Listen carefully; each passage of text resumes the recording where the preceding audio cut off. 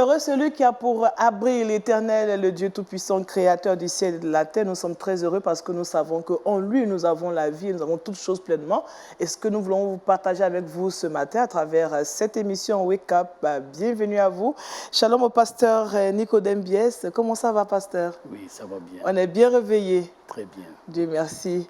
Tout à l'heure, avec vous, nous allons méditer la parole de Dieu. Shalom Jean-Richard. Bonjour Daniel et shalom à tous. Alors, comment ça va? Très bien, merci. Ce matin, qu'est-ce qu'on a au menu de ces deux rubriques, Culture Actu et Le saviez-vous? Dans Culture Actu, on parlera musique. C'est une tradition tous les mardis désormais. On parle musique, mais nous nous efforçons de fouiller dans les archives de la musique chrétienne pour sortir quelques bonnes vieilles chansons, mais quelques chansons contemporaines. La chanson que je propose aujourd'hui, à 16 ans, elle a été classée meilleure chanson chrétienne de l'année 2003. On va essayer de fouiller donc ces archives pour proposer à toutes ces personnes qui nous regardent. Et puis, pour le saviez-vous, on ira en Chine pour donner fort malheureusement une mauvaise nouvelle qui touche le corps de Christ. Oh, d'accord. Dans tous les cas, on va prier. On va prier, ne t'inquiète pas. Shalom Félicia. Shalom Daniel. Bonjour à tous. Ce matin, on aura de belles choses avec toi, c'est sûr. Exactement. Comme tous les mardis, nous nous évertuons depuis quelque temps de parler de bien-être et de santé au naturel. Toujours. Donc aujourd'hui, nous allons voir les bienfaits des légumes. Les bienfaits des légumes, comment manger les légumes pour bénéficier des bienfaits, c'est ça? On verra. D'accord. Je voulais t'emboîter le pas, mais d'accord. C'est donc le truc boss. Tout à l'heure, nous aurons Félicia pour cette rubrique. Nous sommes avec le docteur, non, le professeur d'abord. Professeur Assibiat, neurologue. Shalom, professeur. Bonjour. Comment vous allez? Ça va très bien. Et les nerfs? Ça va. D'accord. Avec vous, on va parler de maladies neuromusculaires. Il faut en parler parce que c'est important de le faire. Hein? Oui. Vous rencontrez beaucoup de cas comme ça régulièrement dans votre fonction? Oui, en fait, il y a beaucoup de maladies qui sont surtout du côté nerveux. D'accord. Voilà. C'est facile à les traiter ou bien c'est difficile? Ça dépend. Ça dépend de la cause. Oui, j'ai l'impression que tous les neurologues ont le même langage, ça dépend. Ça dépend parce qu'on est limité, on est... D'accord. Et puis, ça dépend surtout de la cause. D'accord. Quand c'est une infection, on peut faire quelque chose, mais si c'est une maladie, par exemple, génétique... Là, c'est compliqué. Voilà, c'est compliqué. Là, on regarde Jésus maintenant. Oui, on crie vers lui. D'accord. Ce sera tout à l'heure pour la rubrique La Bonne Santé.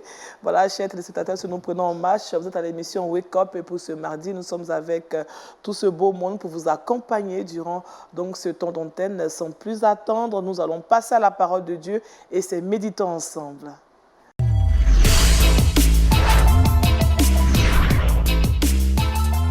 Nous retrouvons le pasteur Nicodème Biès pour la méditation et puis le thème c'est le pardon. Merci. Pasteur, vous avez toute la place. Donc nous allons lire dans Matthieu 18, les versets 21 et 22. Mais la méditation portera jusqu'au verset 35 également. D'accord. Alors Pierre s'approcha de lui et dit, « Seigneur, combien de fois pardonnerai-je à mon frère lorsqu'il péchera contre moi?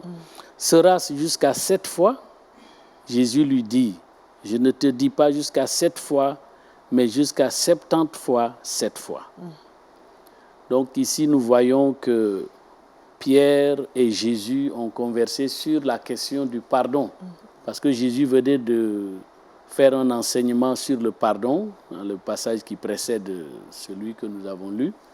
Et nous voyons que Pierre se posait certainement des questions. Il se disait, mais combien de fois on doit pardonner? Puisque le pardon est recommandé, mais combien de fois est-ce qu'on doit pardonner?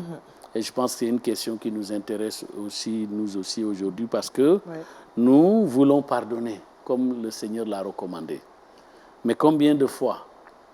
Pierre, ici, a proposé 7 fois. C'est-à-dire que, généralement, les Juifs se disaient jusqu'à 3 fois, c'est suffisant. Mais Pierre a non seulement doublé, mais augmenté encore une fois. Donc, ça donne 7 fois. Mais Jésus est venu multiplier ces 7 fois-là par 70. Nous n'allons pas chercher la réponse puisque ce n'est pas l'objet de notre méditation.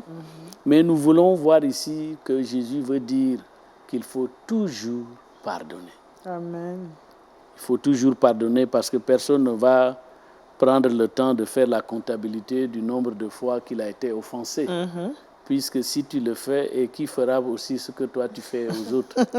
Donc on ne peut pas faire une comptabilité. Et Jésus, selon ce qu'il dit ici, c'est à chaque fois qu'il faut pardonner. Le nombre qu'il a proposé, 7 fois 70. Le royaume des cieux, dans le royaume de Dieu, c'est un principe qui est là, le pardon. Et un homme de Dieu a raison de dire que c'est comme l'huile dans le moteur qui permet aux éléments de fonctionner sans friction. Et nous avons le pardon, nous aussi, dans les communautés. Et je disais que l'Église est faible dans les relations. Il y a beaucoup, dans presque chaque communauté, des problèmes de relations. Des frères et des sœurs qui ne se saluent pas dans la même communauté. Ou même des fois, ça peut aller même jusqu'aux leaders qui ne peuvent pas, n'est-ce pas, être ensemble et travailler ensemble pour des raisons diverses. Chacun trouve une justification. Mais si nous voyons la recommandation du Seigneur ici, c'est de pardonner toujours, quelles que soient les raisons pour lesquelles, quelle que soit l'offense, je voulais dire, nous devons pardonner. C'est très important. J'imagine que lorsque Jésus a dit ça, il a regardé le visage de ses disciples. Chacun se disait, ah, si c'est ça, vraiment, c'est difficile. Oui. Comment est-ce possible? C'est ce qu'on s'est dit, nous aussi, sur ce plateau. Hein. Oui, c'est pour cela que Jésus a illustré avec la parabole qui suit. Oui. Nous n'aurons pas le temps de le lire, mais nous allons simplement la résumer. Oui. En voyant que quelqu'un qui avait une grosse dette, qui devait une dette à son roi, donc un des serviteurs du roi, et on lui a remis la dette. Ce verbe « remettre la dette », ça c'est vraiment ce qui traduit le grec pour dire le pardon. Le pardon en grec, bon, je ne vais pas dire le mot en grec, ce n'est pas nécessaire, mais ça veut dire littéralement remettre une dette. D'accord. Donc, lorsqu'on pardonne à quelqu'un, c'est comme si nous avons payé la dette. Si quelqu'un me doit 10 000 et que je lui pardonne les 10 000, donc c'est moi-même à qui on doit qui ai payé les 10 000 là, parce que je consens à perdre 10 000. Donc c'est moi-même qui ai payé. Donc c'est là où le pardon est difficile, parce que c'est celui qui est offensé qui doit prendre l'initiative, selon Jésus. On ne doit pas dire, tant que l'autre ne vient pas me demander pardon, moi je ne pardonne pas. Très souvent, c'est ce qu'on dit. Mais ça nous fait du mal à nous-mêmes. On se fait du mal à nous-mêmes lorsqu'on ne pardonne pas. Quelqu'un a dit que lorsqu'on ne pardonne pas, c'est comme si je buvais du poison très fort pour que quelqu'un d'autre meure. Qui va mourir? C'est moi qui ai bu. Ouais. Donc, en refusant de pardonner, on boit un poison qui va nous tuer nous-mêmes, mais ce n'est pas l'autre. Et Jésus, par cette parabole ici, illustre que lorsqu'on ne pardonne pas, on s'enferme. On est enfermé, on enferme l'autre et nous-mêmes, on est en prison. Comme cette parabole le montre, ce serviteur du roi qui devait une grosse somme au roi, qui n'avait pas pu payer, le roi lui a remis cette dette, donc il lui a pardonné, donc le roi a consenti à perdre le montant que ce serviteur lui devait. Donc c'est le roi qui a payé à la place de ce serviteur. Et lorsqu'il est sorti, lui, au lieu de reproduire la même grâce qu'il a reçue, il saute sur celui qui lui devait d'ailleurs une somme dérisoire et il le met en prison à cause de cela. Et quand le roi a entendu le rapport de ce qu'il a fait, de ce que ce serviteur a fait, alors il l'a rappelé et il l'a envoyé être le voisin de celui qui l'avait mis en prison. Donc, et le texte nous dit ici, il y a un verset qui revient toujours, une expression, jusqu'à ce qu'il eût payé ce qu'il devait. On l'avait déjà évalué, on l'a évalué lui-même, sa femme, ses enfants, ses biens. Ça ne suffisait pas pour rembourser la dette. Donc, qu'est-ce qu'il a dû payer? Jusqu'à ce qu'il ait payé. Donc, il y avait un délai. Il y avait quelque chose qu'il devait faire pour être en règle. Et cette chose-là, c'était qu'il devait pardonner. Donc, l'analyse de la parabole nous montre qu'en fait, Jésus voulait dire qu'au moment où il a décidé de pardonner à celui qu'il avait emprisonné, lui aussi, il n'y avait aucune raison pour qu'on le mette en prison. On devait le libérer parce qu'il a pardonné à l'autre. Donc, c'est exactement ce qui se passe. Quand je refuse de pardonner à mon frère qui m'a offensé, je l'enferme et je m'enferme moi-même. Chaque fois que nous allons nous voir, on va s'éviter, on ne va plus parler. Personne n'est libre. Voilà ce que Jésus a voulu nous enseigner. Et malheureusement, il y a beaucoup de cas pareils dans les églises. Nous devons mettre en pratique ce que le Seigneur nous a dit, ce qu'il nous a enseigné, parce que c'est très important. Dans le royaume des cieux, c'est comme cela. C'est d'ailleurs le pardon qui nous permet d'entrer dans le royaume des cieux. Amen. Nous ne pouvons pas refuser de pardonner alors que nous sommes bénéficiaires d'un pardon plus grand que tout ce que nous pouvons imaginer sur cette terre. Donc nous n'avons pas le droit de ne pas pardonner. Nous devons pardonner chaque jour, quelles que soient les offenses, et ne pas attendre que les autres viennent nous demander pardon. Parce que quand nous pardonnons, nous nous libérons nous-mêmes de l'offense qui nous a été faite, mais nous libérons aussi celui qui nous a offensés. Et le Seigneur est glorifié par cela. Amen. Que Dieu nous bénisse tous et Amen. nous aide à mettre en pratique sa parole. Amen. Amen. Pasteur, vous êtes d'accord avec nous que ce n'est pas facile de pardonner, hein? Oui, C'est ça. c'est vrai. Merci à vous, Pasteur Nicodème Bies, pour cette méditation. Le pardon, c'est le thème. On a dit le texte est tiré de Matthieu chapitre 18, versets 21 à 35, que vous pouvez lire au cours de cette journée. Mais, Pasteur, comment emmener quelqu'un à qui il peut arriver que moi je pardonne peut-être à la personne, moi je n'ai plus rien dans le cœur, mais la personne qui m'a offensé me boude toujours, la personne m'évite toujours. Comment en tant que chrétien je peux ramener cette personne à la raison? Je pense qu'il faut faire ce que Jésus a dit ici, c'est-à-dire si ton frère a péché, va le voir. Donc il faut essayer d'avoir un entretien avec cette personne-là pour lui dire que non, moi je n'ai plus rien dans mon cœur. Parce que des fois, la personne peut penser que c'est juste qu'on fait semblant. C'est ça. Mais lorsqu'on en discute, ça peut aider. Mais aussi, il faut donner le temps aussi. Autant la personne peut-être a toujours honte de ce qu'elle avait fait. Donc, il faut attendre Ça, c'est avec vrai. le temps un Ça, peu c'est vrai. oublier. Ça, parce que vous avez bien dit. Oui. Est-ce qu'il y a des bénédictions liées au pardon? Oui, beaucoup de bénédictions. Parce que la relation est rétablie. Et sur cette terre, il n'y a pas mieux que la relation. Parce que, comment on le sait?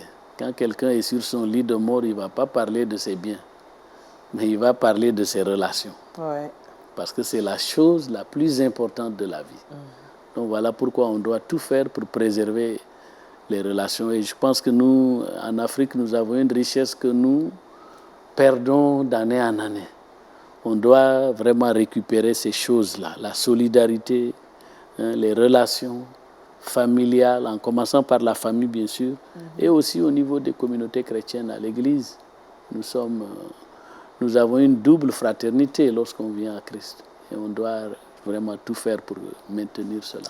Pasteur, j'aurais entendu dire, et vous allez me dire si c'est avéré ou pas, que les personnes qui pardonnent peu, c'est parce que quelque part, elles ont du mal à se pardonner à elles-mêmes. Est-ce que c'est vraiment lié, le fait d'avoir besoin de se pardonner à soi-même avant de pouvoir pardonner aux autres?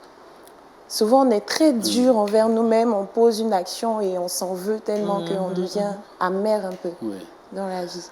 Oui, vous avez le dernier mot, c'est là où même je vais commencer. Souvent, c'est l'amertume. Souvent, quelqu'un qui est victime de l'amertume a des difficultés à pardonner parce que à elle-même, elle n'est pas en règle.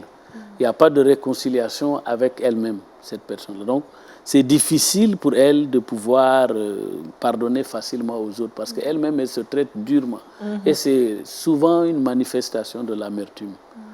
Et l'amertume, je pense qu'il y a madame le professeur qui va mieux définir. Moi, je donne une définition purement pastorale, personnelle. C'est lorsque on a une colère qui est là, qu'on a gardée. Oui. et qu'on n'a pas évacué. Et ça provoque à la longue l'amertume. Voilà pourquoi dans Éphésiens 4, il nous est dit que lorsque le soleil doit se coucher, c'est pour nous dire qu'il ne faut pas garder longtemps la colère, parce que ça va se transformer en amertume. Donc, nous devons faire vraiment attention. Oui, nous devons faire beaucoup attention et surtout être toujours prêts à pardonner en nous rappelant le grand pardon du Christ à la croix. Oui. Amen. Il a pardonné aux soldats romains qui n'avaient nullement l'intention de lui demander pardon. Mais il a pardonné à ces soldats parce qu'il savait qu'il nous laissait un exemple à suivre. D'accord. Pasteur, certainement, il y a quelqu'un qui nous regarde qui a des difficultés à pardonner. Je pense que nous allons confier ces personnes au Seigneur dans la prière afin que Dieu fasse quelque chose pour que cette personne puisse faire le premier pas. Donc, pardonner. Merci. On va prier. Père, nous voulons te dire merci pour ta parole. Merci parce que c'est toi qui nous as donné ce mécanisme qui permet que nos relations soient renouvelées. Même le moment où nous sommes en train de passer par des malentendus, des différences de point de vue ou même des conflits. Nous voulons, notre Dieu, te demander de nous aider à mettre en pratique cet enseignement à chaque fois.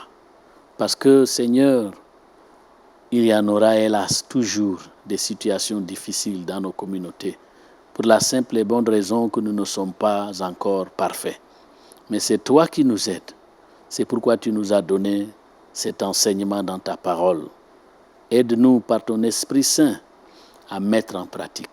S'il y a un frère ou une sœur qui nous regarde et qui a une difficulté à pardonner, interviens, Père, et donne-lui la force de pardonner, parce que cela va la guérir et aussi libérer la personne qui l'a offensée. Et ton nom sera glorifié. Amen. Au nom de Jésus. Amen. Amen. Le pardon, c'est le thème de la méditation aujourd'hui. Merci vraiment au pasteur Nicodème qui nous a permis de comprendre la nécessité de pardonner à travers la parole de Dieu. On a eu comme test d'appui Matthieu chapitre 18, versets 21 à 35. Merci pasteur. Nous allons maintenant passer à l'actualité culturelle avec Jean-Richard. C'est tout de suite avec Culture Actu.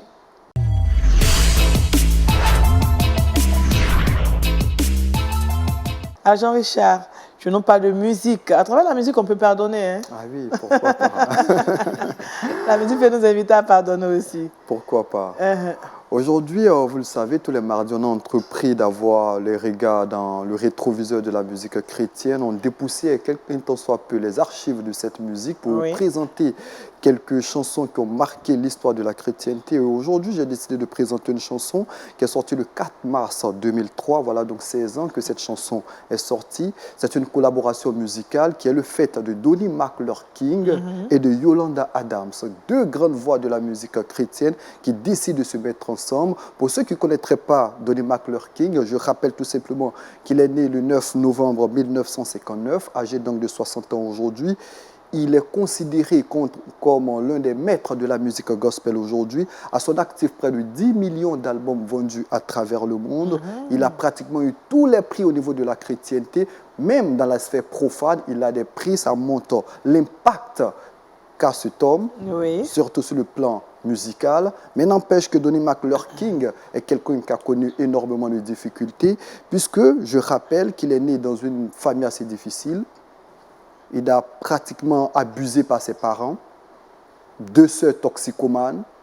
Il a vécu la rue, il a connu l'alcool, il a connu la drogue, mais n'empêche que grâce au Seigneur, il va rentrer dans de bonnes voies, sur le bon chemin. Ordonné pasteur en 2001 par les Winans, le père de Sissi Winans notamment. Et depuis là, il a entrepris une carrière musicale, une carrière qui lui réussit assez bien. Il sort son premier album en 2001. Ensuite, en 2003, il réalise ce qui sera considéré comme l'un de ses meilleurs albums. C'est un album de 11 titres, mais une chanson va marquer les uns et les autres. Le titre, c'est Prayer, la prière. Une chanson réalisée avec Yolanda Adams. Qui est donc cette Yolanda Adams? Je la présente aussi en quelques mots. Née le 27 août 1961, grande voix de la scène musicale internationale. Elle est auteure, compositrice, interprète. Elle a vendu près de 5 millions d'albums. Pour une chrétienne, c'est pas rien. 5 millions d'albums depuis qu'elle a entamé sa carrière musicale en 1991. Elle compte 4 Grammy Awards. c'est l'une des voix chrétiennes les plus impeccables. Et lorsque ces deux personnalités de la scène chrétienne se mettent ensemble, imaginez un tant soit peu le phénomène, les sonorités, la qualité musicale. C'est une chanson bouleversante. Depuis près de 16 ans que cette chanson est sortie. Elle reste l'une des meilleures compositions chrétiennes de ces dernières années. Et moi, aujourd'hui, j'ai décidé, pourquoi pas, de la proposer à toutes ces personnes qui nous regardent. Donnie McClurkin et Yolanda Adams parlent notamment de la puissance de la prière. Chacun a connu dans sa sphère des difficultés, mais la prière a pu déplacer des montagnes. Ils interpellent donc les uns et les autres à la prière. Ils démontrent la puissance de la prière. Regardons ensemble.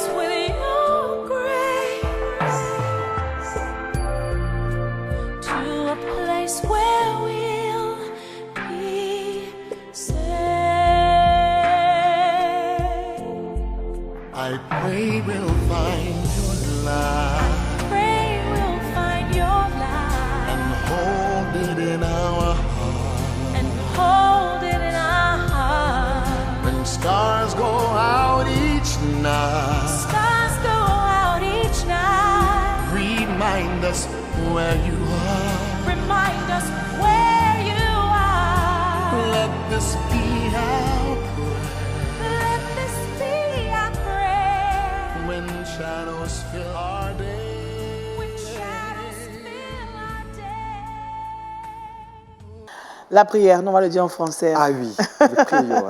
Je sais que la prière. Je sais que Yolanda Adams aussi est femme de médias, puisqu'elle est femme de médias depuis quelques années. Oui. Elle est dans les médias. Elle a aujourd'hui une émission télé, une émission radio. Du côté des États-Unis. Oui. Elle s'est lancée un tant soit peu dans la mode parce qu'elle estime que les femmes ne s'habille pas très bien depuis quelques temps. C'est une éveilleuse de conscience. Elle parle de Jésus-Christ avec amour. Et lorsque Yolanda Adams et Donnie McClurkin, ces deux amoureux de Jésus, se mettent ensemble, le succès ne peut être qu'au rendez-vous. C'est une chanson qui date de 16 ans, mais c'est une chanson qui est toujours d'actualité. Oui. Parce que la prière également doit être d'actualité dans notre vie. Oui, toujours, comme elle a dit Félicia. Alors, pasteur, quand un chantre nous invite à prier, vous avez de prier aussi avec la musique? Oui. Oui, j'aime beaucoup la musique, quoique moi-même je ne sois nullement musicien. Mais vous avez aussi de fredonner quand même quelques petits... Oui. On peut fredonner un peu. Je chante quand tout le monde chante. Quand tout le monde, d'accord. Là, ça ne sera pas possible parce que nous voulons que vous puissiez fredonner. Ça ne sera pas possible. D'accord. Alors, professeur, de temps en temps, la musique vous fait du bien. Oui. Beaucoup de bien. Vous pouvez chanter un peu pour nous? Ça, c'est comme que j'ai quelque chose en tête. Ah, ça, c'est une colle. D'accord. Prochainement, on va préparer ça dans les coulisses avant de venir. D'accord. En tout cas, Jean-Richard, c'est une belle œuvre que nous avons découverte tout à l'heure avec Donnie McClurkin. Avec Yolanda Adams et Donnie McClurkin. Les mardis, nous nous efforcerons de ressortir quelques bonnes vieilles chansons comme ça qui ont marqué l'histoire de la chrétienté, qui datent de 10, de 20 ans, soit même de 400 ans, de 500 ans. C'est différentes chansons qui ont marqué l'histoire de la chrétienté, qui par moments, nous les laissons dans l'oubli. Il est bien que nous les dépoussiérons par moments pour les faire connaître au corps de Christ. Oh oui, surtout quand on les remet au goût du jour, c'est tout simplement merveilleux. Merci Jean-Richard, on a le plaisir de retrouver tout à l'heure pour Le Saviez-vous. Mais pour l'instant, nous allons parler de santé et c'est la bonne santé.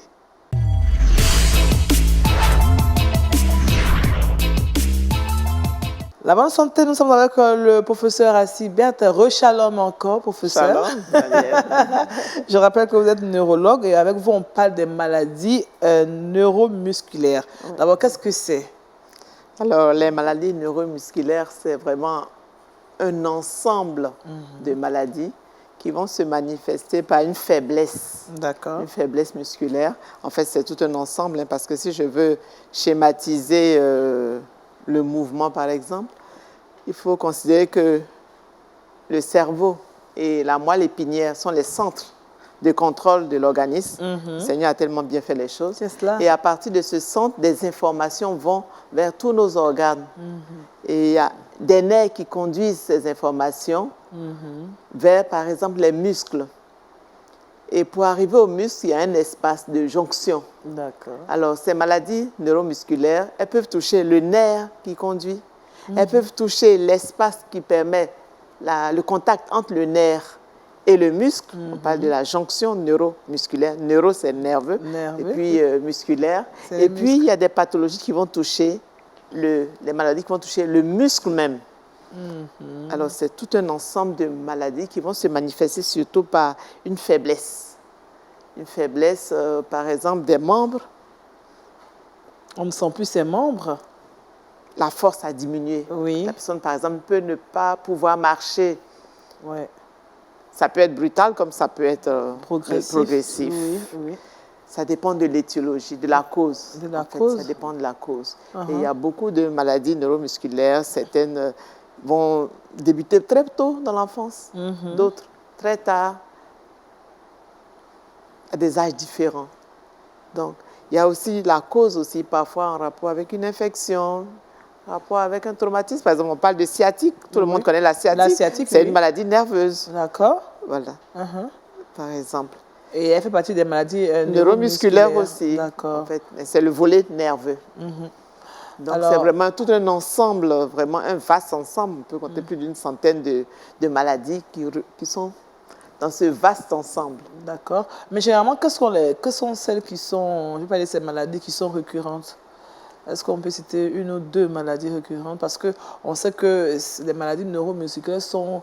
il y a beaucoup de consultations dans ce sens. Oui, il y a hein? beaucoup de Oui. consultations. Ouais. Par exemple, au niveau des nerfs, Oui. le volet nerveux, on a toutes les paralysies qui sont en rapport, par exemple, avec la sciatique, Oui. parce qu'il y a une hernie discale qui coince un nerf, ou bien un traumatisme, une fracture. Oui. Si on a une fracture, si le nerf est touché, on aura une paralysie nerveuse à ce niveau. Parfois, c'est des carences, Oui. maladies en rapport avec des malnutritions. Oui.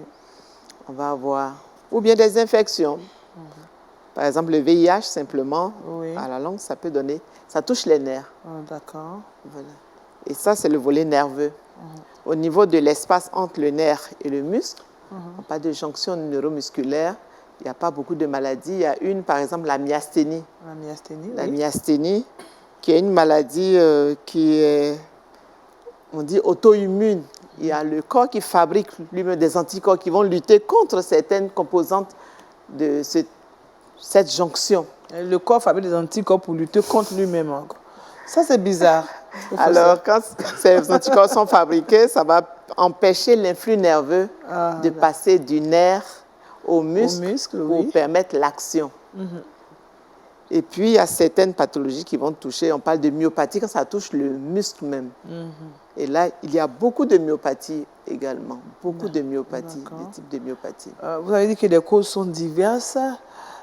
Si on prend le cas d'un enfant qui développe une maladie neuromusculaire, ça peut être génétique, pardon, plutôt héréditaire. Ça peut être héréditaire parce qu'il y a des maladies nerveuses qui sont héréditaires. Et dans ce cas, on voit que progressivement, l'enfant a des difficultés pour marcher. Parfois, il tombe souvent quand il court. Et puis, dans la famille, on voit que c'est la mère ou bien des frères, on a cette même maladie. Oui. On retrouve, voilà. Très souvent, c'est héréditaire quand c'est comme ça. On trouve plusieurs qui ont cette maladie dans la chose. On avait pour habitude de voir les vieilles personnes atteintes de maladies de nerfs, mais À quand tout on âge. dit qu'à tout âge... À tout âge, il y a des enfants qui commencent tout petits, même dans le ventre de la maman. Dans ces cas-là, c'est des enfants, la maman ne va pas bien sentir les mouvements actif du fœtus. Et puis l'enfant va naître, parfois le cri est faible. Il sera mou, l'enfant aura des difficultés pour respirer parfois, il ne va pas pouvoir vite marcher, il ne fait pas 4 pattes. Ça fait peur, hein? Il y a plusieurs maladies. D'accord. Voilà, donc... Mais pour quelqu'un qui n'est pas... Tout à l'heure, vous avez parlé du cas de celui qui est en train de marcher, qui peut avoir une faiblesse au niveau des membres. Qu'est-ce qui déjà peut créer cet aspect des choses? Les faiblesses au niveau des membres.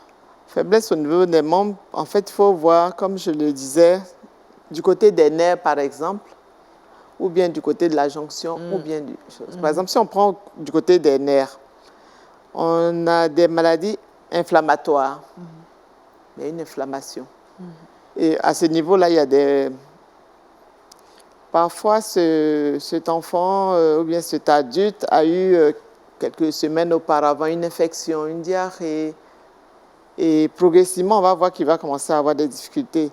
Ça, c'est une maladie qui est aiguë. Elle est auto-immune. D'accord. C'est l'immunité qui est chose. Et on parle de maladies immunoallergiques également. Par exemple, on parle de la polyradiculoneuropathie. Oui. C'est-à-dire plusieurs racines nerveuses qui sont touchées. Et c'est une maladie qui va évoluer de manière rapide. Et elle peut être catastrophique parce que ça va commencer, la personne aura des difficultés pour marcher. Quelques semaines, jours après, en 10 jours, ça va s'installer. Il va commencer à avoir une atteinte des mains la faiblesse va s'installer également. Oui. Et puis ça peut toucher les muscles du tronc, entraîner des troubles de la respiration, des troubles de la phonation, pour parler, pour avaler même, il va avoir des fausses routes. Ouais. Et avec ces fausses routes, ça peut le tuer en fait. Mais ça, souvent, on peut penser que c'est la sorcellerie, on est en Afrique. Hein? Ah oui, ça c'est sûr. Quelqu'un qui vient de faire, qui a fait peut-être une diarrhée, et puis tout de suite commence à perdre déjà les serments quelques jours après, dans les 2 semaines, ils peuvent installer cela. Le drame, c'est qu'en général, en Afrique, on parle beaucoup de sorcellerie. Ce qui fait qu'on ne fait pas vite le diagnostic. Les gens ne vont pas vite à l'hôpital parce qu'ils disent « j'ai marché sur un médicament ». Un médicament. Donc, Et puis on laisse traîner la maladie, parfois ça devient très grave. Au moment où on fait le diagnostic, on aurait pu rattraper rapidement. Ce genre de maladie se rattrape si le diagnostic est fait plus tôt. Oui, par exemple, celle dont je parle, la polyradiculoneuropathie, elle évolue. Quand il y a les troubles respiratoires, les troubles de la déglutition, parfois le malade est obligé d'être en réanimation, mais ça va évoluer de manière régressive, cette maladie. Elle va régresser toute seule. On essaie de maintenir la personne en vie, mais après, ça régresse. Est-ce qu'on peut prévenir les maladies neuromusculaires, hormis celles qui sont héréditaires? Hormis celles qui sont héréditaires, en fait... Celles qui sont infectieuses, par exemple la poliomyélite antérieure, on la prévient par le vaccin. Oui. Si c'est une infection qu'il faut éviter, on essaie d'éviter cette infection. Oui.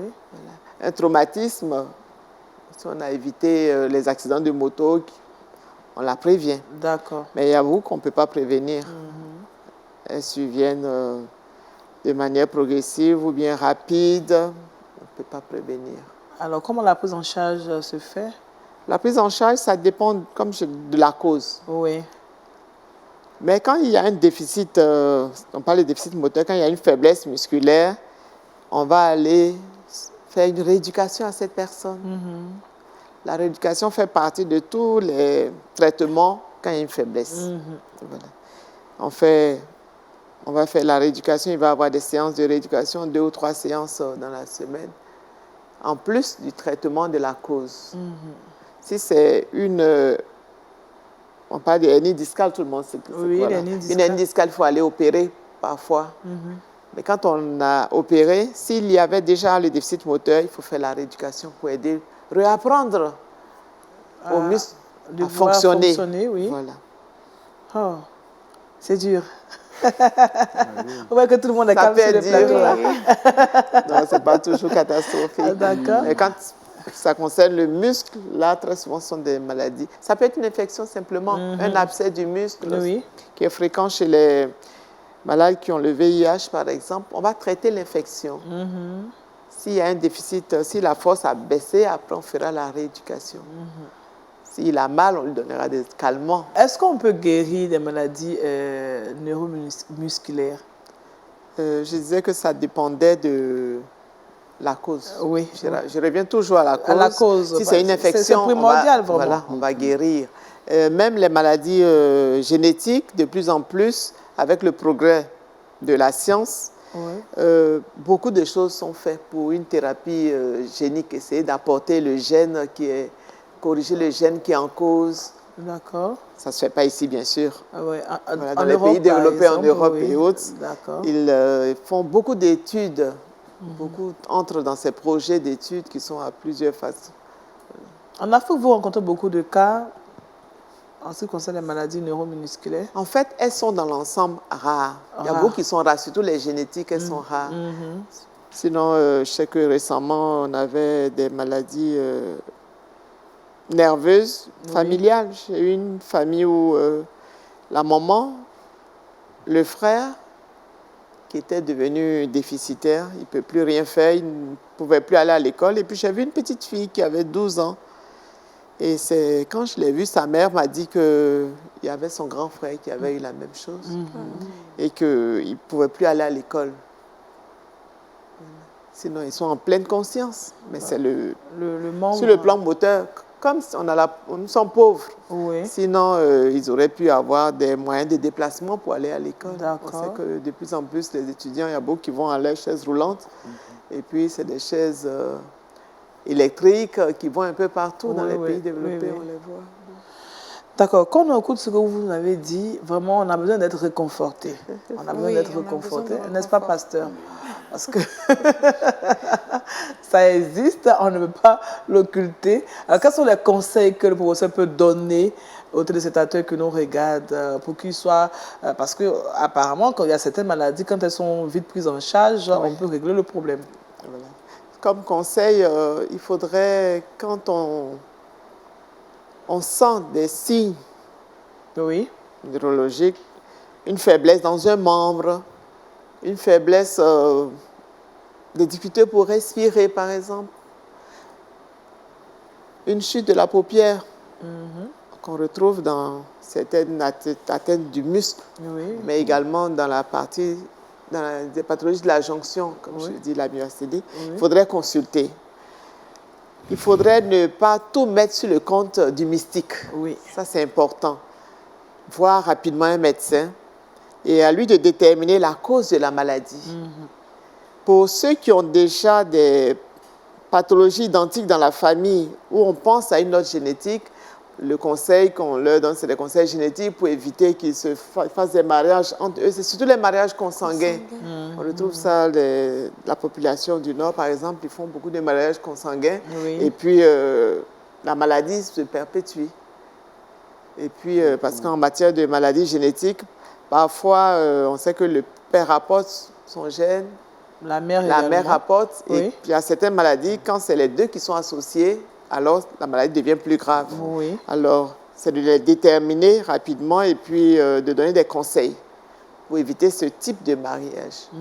Et quand on a une maladie, rapidement, il faut voir le médecin. Quel que soit le signe qu'on a, le médecin pourra vous rassurer ou bien vous dire « Ah, c'est quelque chose de grave, il faut prendre ça au sérieux dès le début. » Parce que quand les examens sont faits rapidement, qu'on trouve ce qu'il y a, si c'est une infection, on pourra traiter, même si c'est par exemple, je prends le cas d'une infection à VIH. Quand on découvre rapidement que la personne a un VIH, on va le traiter. Il ne va pas avoir toutes ces complications. L'atteinte des nerfs, ça fait partie des complications. Des complications.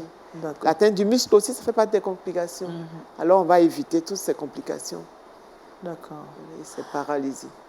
Il faut aller tout simplement à l'hôpital. Aller à l'hôpital quand on a un signe. On a un signe, il faut aller à l'hôpital. Il ne faut pas attendre. De dire non, ça, ce n'est pas une maladie pour l'hôpital, c'est la maladie pour le village. Le village, voilà. Si le médecin n'a rien trouvé, alors vous irez voir.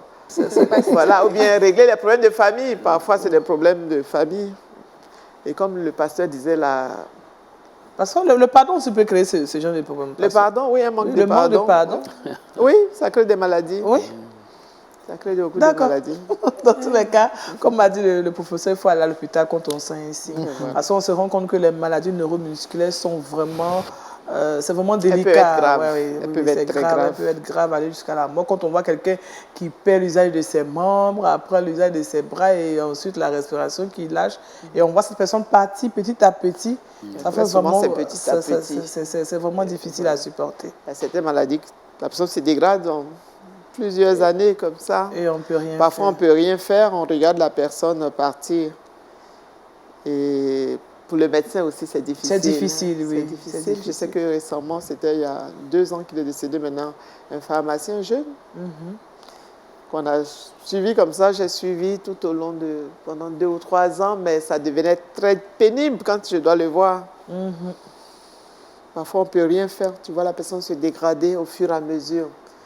Puis tu cries vers ton Dieu. C'est ça. Seigneur, fais quelque chose. C'est ça. Heureusement qu'il est là pour nous secourir. C'est ça. Merci, professeur. Merci vraiment pour ces Merci. informations. Moi qui vous remercie. Il faut vraiment se rendre à l'hôpital lorsqu'on sent qu'il y a quelque chose qui ne va pas dans notre organisme. Quand on ne se sent pas comme d'habitude, il faut se rendre à l'hôpital. Merci à vous. Avec vous, nous avons parlé de maladies neuromusculaires. Ce n'est pas facile, mais Dieu fait grâce. Dieu fait grâce, oui. Amen. Heureusement qu'il fait grâce. Heureusement qu'il est là.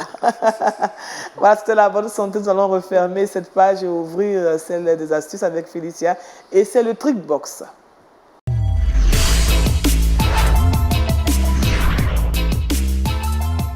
Félicia, le Trick Box, tu nous parles de belles astuces. Hein? Exactement. Aujourd'hui, dans le Trick Box, comme je le disais dans mes propos liminaires, Oui. tous les mardis, Oui. on fait l'effort de parler de bien-être et de santé au naturel. Il n'est pas rare d'entendre parfois, il est important de manger 5 fruits et légumes par jour. Oui. Donc on entend souvent ça, manger 5 fruits et légumes par jour. Il faut boire aussi. Il faut boire de l'eau et tout. Donc je me suis dit, pourquoi c'est si important de consommer des légumes? J'ai fait quelques petites recherches que je vais partager avec vous, surtout pour vous encourager à consommer plus de légumes. Okay. La première des raisons, c'est que les légumes vont permettre de diversifier et d'équilibrer votre consommation en nourriture. Il est important de diversifier ce qu'on mange et tout. Et il y a beaucoup de bonnes choses, de nutriments, de variétés dans les légumes.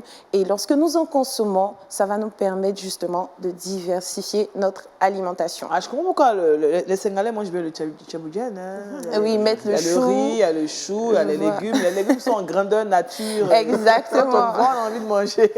Je pense que les Sénégalais font bien. Oui. Et la deuxième des raisons, c'est que dans un légume, c'est une bombe de vitamines. Lorsqu'on consomme les légumes, on va absorber des vitamines, des nutriments qui sont très importants pour notre organisme. Amen. La troisième des choses, c'est que ça favorise la digestion. Lorsqu'on consomme les légumes de façon récurrente, on va avoir une bonne digestion, une facilité à aller aux toilettes. Voilà. C'est important, c'est toujours nécessaire d'avoir un bon transit. Donc, lorsqu'on consomme les légumes de façon régulière, on va avoir une bonne digestion.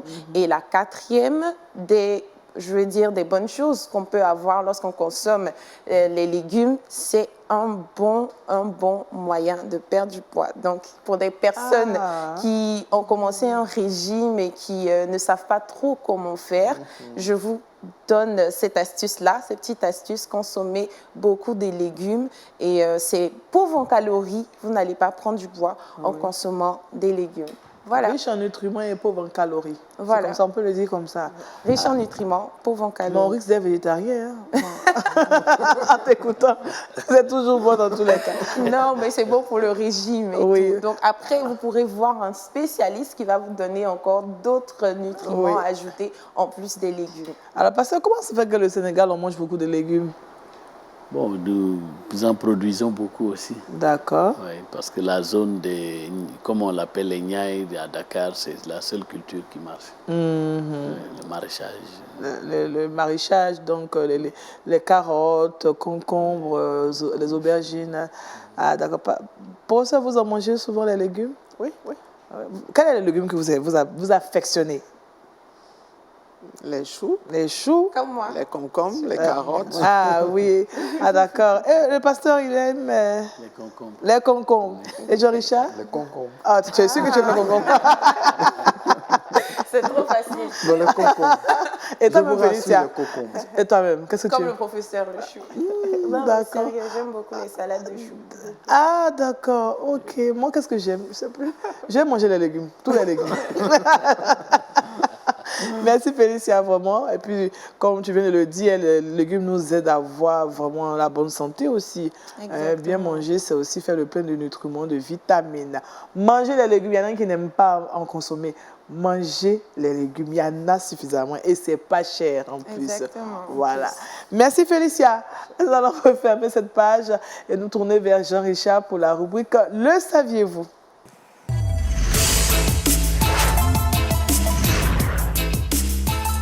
Jean-Richard, on a parlé des légumes. Toi, tu dis que tu aimes bien manger le concombre, c'est ça? Ah oui, c'est ça. Ah, d'accord. Mais en plus de cela, tu nous conduis en Chine. Est-ce que les Chinois mangent beaucoup le concombre? Ah là, je ne saurais le dire. D'accord. Mais on part en Chine pour parler de christianisme. Eh bien, la Chine est l'une des parties du monde où, il faut le dire, le christianisme est en nette progression. Les chiffres sont éloquents. Cela est salué par bon nombre de personnes. Mais fort malheureusement, c'est une chose qui ne plaît pas toujours au pouvoir du côté de la Chine. Dès lors, les lois se multiplient pour mettre des barrières, des restrictions quant à la confession de notre Seigneur Jésus-Christ par un certain nombre de personnes. Figurez-vous que 2 ONG sont montées au créneau pour critiquer et pour informer les uns et les autres sur une nouvelle loi qui a été votée du côté de la Chine, dans quelques contrées de la Chine. Mission Network News et Portes Ouvertes, qui sont 2 institutions assez connues dans le monde, qui essaient de regarder la persécution des chrétiens à travers le monde et interpeller les uns et les autres, interpeller surtout les gouvernements, ont donné cette information là-dessus, il y a quelques jours. Dans quelques contrées de la Chine, on ne peut devenir chrétien qu'à l'âge de 18 ans. Waouh. C'est-à-dire, dorénavant, dans ces contrées, il est interdit d'évangéliser certaines personnes qui ont moins de 18 ans. Jean-Richard, c'est vrai, mais de 0 à 18, on est quoi? Généralement, là-bas, il y a une religion. Merci, maman. J'ai pas voulu. Il y a une religion. D'accord. Donc, de 0 à 18 on pratique cette ans, religion. Et à partir de 18 ans, vous avez la aller... possibilité de changer si vous le souhaitez. Wow. Et c'est une grosse difficulté pour plusieurs organisations chrétiennes qui militent surtout pour l'évangélisation des enfants. Assez difficile dans certaines contrées, selon Network, cette mission internationale. Plusieurs écoles du dimanche dans plusieurs églises ont dû fermer, puisque depuis quelque temps, il est interdit d'apporter l'évangile aux enfants qui ont moins de 18 ans. C'est quelque chose d'assez difficile. C'est vrai que l'évangile évolue. Aujourd'hui, selon les dernières estimations, il y a plus de 2 milliards de chrétiens sur les 7 milliards d'habitants que compte la planète. C'est quelque chose que nous saluons. Mais n'empêche que la persécution bat son plein. Aujourd'hui, il y a plus de 240 millions de chrétiens à avoir des difficultés à exprimer leur choix. Et ils sont nombreux du côté de la Chine. Et cette nouvelle loi vient en quelque sorte enfreindre cette lancée que connaissait le corps de Christ du côté de la Chine. C'est donc un appel à la prière, interpeller les uns et les autres pour prier pour les chrétiens de la Chine, pour prier pour les enfants de chrétiens. C'est toujours pas très évident, mais on espère que Dieu, dans sa bonté, va étendre ses mêmes bienfaitresses, pourquoi pas, sur cette nation et sur tous les chrétiens. Alors, pasteur, vous qui êtes serviteur de Dieu, vous qui enseignez aussi, priver un enfant de la parole de Dieu depuis le plus bas âge jusqu'à 18 ans, excusez-moi du terme, mais c'est fou. C'est stratégique. Oui, je pense que c'est le mot. C'est parce que beaucoup de psychologues disent que c'est entre 0 à 5 ans qu'on acquiert beaucoup de choses qui seront vraiment fondamentales dans la personnalité. Donc je pense que c'est vraiment une attaque de l'ennemi qui veut empêcher des chrétiens qui pourront être... Parce qu'à 18 ans, déjà, il y a beaucoup d'acquis et c'est difficile. La conversion deviendra plus difficile. Plus difficile. Mais pour les enfants, c'est beaucoup plus facile. Bon, ça me met beaucoup de questions à la tête parce que est-ce que ça veut dire que les enfants des chrétiens sont concernés par la loi? Par la loi, oui. Surtout ceux qui ont grandi dans des Surtout familles. dans certaines nations où cette loi a été appliquée, l'école du dimanche a dû fermer. Oui. Aujourd'hui, c'est vrai que les uns et les autres se réunissent en communauté, mais les écoles du dimanche ont dû fermer dans plusieurs régions selon cette mission, je rappelle, Mission Network News et Porte Ouverte qui ont essayé d'interpeller le corps de Christ. On espère que les chrétiens vont s'évertuer, pourquoi pas éduquer leurs enfants, apprendre la parole de notre Seigneur Jésus-Christ à la maison, mais il sera difficile de réunir les enfants pour leur parler de Jésus-Christ. C'est dur. C'est un sujet de prière. Vraiment, nous devons prier pour ce peuple. Parce que surtout pour nos enfants, pendant qu'on dit que la jeunesse est l'église de demain, et on prive cette jeunesse à bas âge d'avoir l'évangile, bon, ça veut dire qu'on n'aura pas d'église, on n'aura plus d'église. On risque de fermer les églises. Il faut dire que du côté de la Chine, il y a beaucoup de balises depuis quelques années, Oui. puisque la religion chrétienne monte en puissance. Ils estiment que c'est une importation des Occidentaux. Donc, ils essaient de mettre tous les mécanismes en place pour faire barrière à l'évolution du christianisme. Et ils pensent que les enfants étant le futur, étant ceux-là même qui seront au pouvoir demain, Oui. il faille déjà couper un tant soit peu l'herbe sous le pied. Bon, c'est cette stratégie qu'ils ont trouvée, mais c'est fort dommage. Dieu est fidèle, Amen. on peut le dire. Merci Jean-Richard, merci vraiment. Alors Félicia, tu peux nous donner le verset boussole. Matthieu chapitre 18, verset 35. C'est ainsi que mon Père céleste vous traitera si chacun de vous ne pardonne pas à son frère de tout son cœur. Je pense que c'est une interpellation pour tout le monde. Hein. Merci vraiment au pasteur Nicodème Bies qui nous a permis de comprendre la nécessité du pardon, comment Jésus lui-même appréhende le pardon et pourquoi est-ce qu'il nous demande de pardonner. Merci beaucoup. Merci à notre professeur Asibert qui est venu nous parler de ces maladies neuromusculaires. Ça fait peur, Oui, ça fait peur. On a eu peur. Mais heureusement qu'elle a dit qu'il y a certaines maladies qu'on peut guérir. Je pense qu'avec Dieu, on a toujours la victoire sur la maladie. Ah oui. C'est cela. Merci à Félicia de nous avoir invités à manger beaucoup plus de légumes. Si on ne le faisait pas souvent, il faut le faire, il faut s'y mettre. Manger les légumes, c'est la bonne santé. Et puis Jean-Richard, merci aussi, surtout à cette information qui nous a un peu touchés, mais je pense que c'est un sujet de prière. Si au cours de la journée, on ne sait que faire, voici un sujet de prière. Prier pour la jeunesse chinoise, pour qu'elle puisse, le gouvernement vraiment obtempère afin que ces enfants puissent aller à l'église, connaître le Seigneur Jésus-Christ. Merci à vous qui nous avez suivis. Merci à toute l'équipe qui nous a permis d'être chez vous. En espérant vous retrouver jeudi. Demain, vous serez avec Aniel Conan. Nous prions que Dieu vous visite et qu'il vous garde dans le creux de ses mains. Et n'oubliez pas de pardonner. Au revoir.